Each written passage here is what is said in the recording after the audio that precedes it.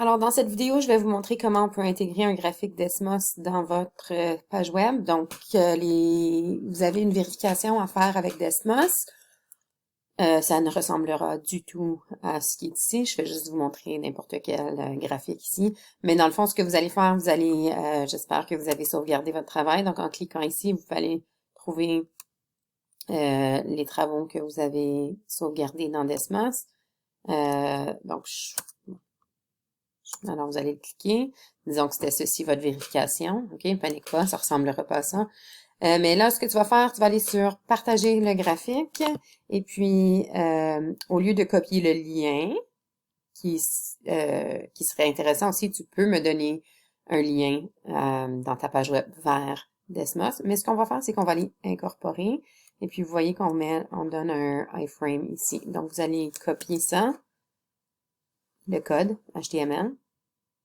Et puis, au quatrième concept mathématique, vous allez supprimer le iframe qui est là dans mon gabarit, si vous utilisez mon gabarit. Sinon, vous n'avez rien à supprimer, vous pouvez juste coller. Mais je vais coller maintenant le code Desmos, le iframe. Vous pouvez mettre un petit espacement pour faciliter la lecture du code. Vous voyez que Desmos nous a donné 500 pixels par 500 pixels. Vous pouvez jouer avec ces grosseurs-là si vous voulez.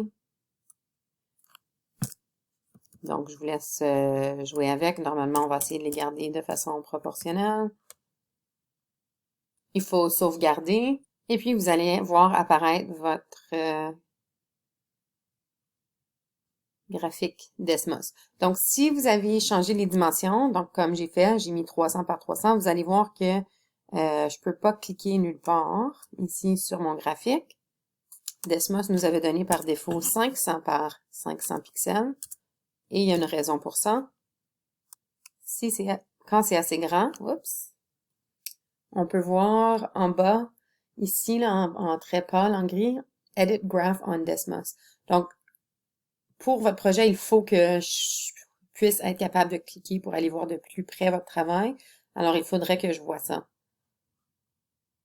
Alors, si vous jouez avec les dimensions, faites sûr de vous assurer que ce lien est là. Et puis, comme ça, je pourrais aller voir votre travail de cette façon ici et puis voir tout vos équations à gauche. Vous devez changer le titre ici et vous devez changer la description en dessous. Vous pouvez m'expliquer un peu c'est quoi la vérification. Et puis, je vous recommande là ce lien ici de l'ajouter là dans votre description. Donc, vous pouvez retourner sur Desmos, chercher le lien cette fois-ci, copier le lien. Et puis, dans le petit paragraphe en dessous, dans votre code, vous savez déjà comment faire un lien. La balise, c'est A. Donc, je vais coller le lien que j'ai pris de Desmos. Et puis ici, la vérification de mon travail. Et maintenant, vous avez un lien. Si vous voulez, vous pouvez faire Target Blank, comme je vous ai montré dans la vidéo précédente, pour que ça ouvre dans un autre onglet. Et voilà.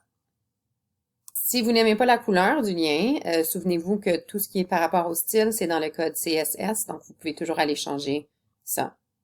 Sentez-vous à l'aise d'aller explorer quand vous voulez faire quelque chose. Vous avez l'Internet à votre disposition. Devinez, le deuxième, c'est notre site préféré, W3 Schools. Et puis, ça vous explique comment faire, ça vous donne des exemples, tu peux l'essayer. Donc, je vous laisse explorer. Ici, le deuxième exemple qui est donné dans W3 School, ça te montre comment changer la couleur de lien. N'oubliez pas que ça, c'est des commentaires en CSS, donc vous pouvez les enlever. Ça ne changera rien dans le code. C'est juste là pour vous donner de l'information. Donc, vous pouvez copier ce code-là, puis aller le mettre dans votre style, puis ça va changer la couleur de votre lien. Donc, c'est à vous de jouer avec votre style, comme vous voulez.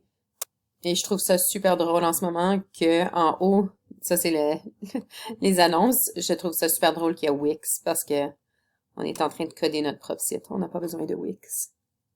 Alors, c'est tout pour la quatrième partie. Encore une fois, faites sûr que vous avez ça ici, surtout si vous n'avez pas mis de lien dans le texte. Si vous avez mis un lien vers votre travail Desmos dans le texte, ce serait correct de rapetisser votre iframe pour qu'il soit plus petit. Vous allez peut-être vouloir jouer avec la grosseur de cette image ici pour que ce soit beau, proportionnel des deux côtés, mais c'est à vous de travailler ça. Donc, c'est tout pour la troisième partie, c'est-à-dire la quatrième partie de l'intégration à la page web.